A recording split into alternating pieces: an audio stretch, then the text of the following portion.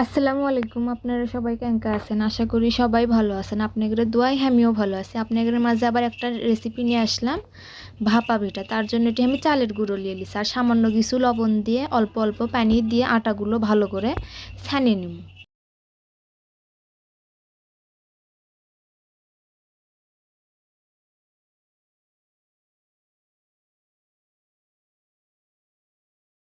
এখন আটাগুলো ভালো করে ছাকনায় ভালো করে ছাঁকে নিব।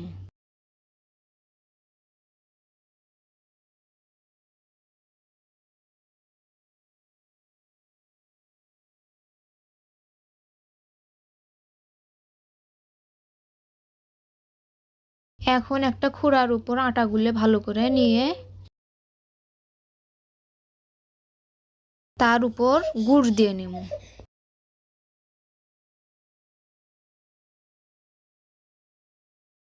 এখন একটা নেটের সাহায্যে খুরাটা ভালো করে পেঁচে নিব।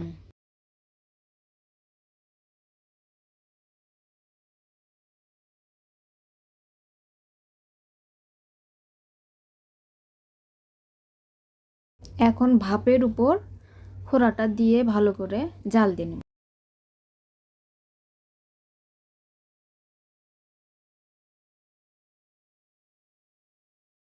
এখন নেটটা খুলে খোড়াটা তুলে নেব।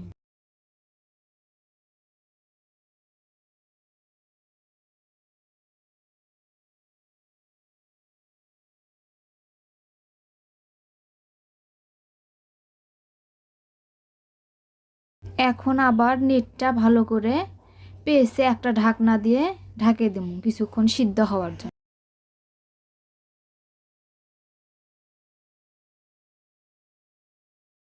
এভাবেই সবগুলো ভাপা পিঠা তৈরি করে নেব।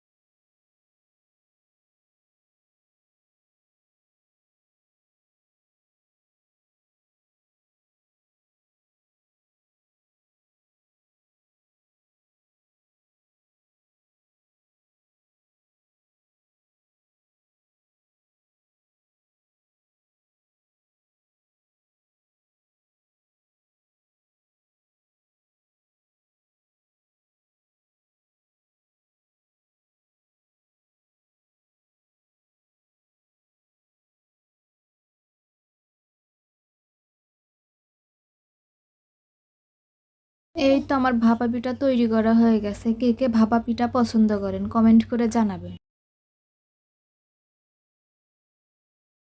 আর আমাদের ভিডিওটি ভালো লাগলে অবশ্যই লাইক কমেন্ট শেয়ার দিয়ে পাশে থাকবেন। আর ভিডিওটি দেখার জন্য অসংখ্য ধন্যবাদ।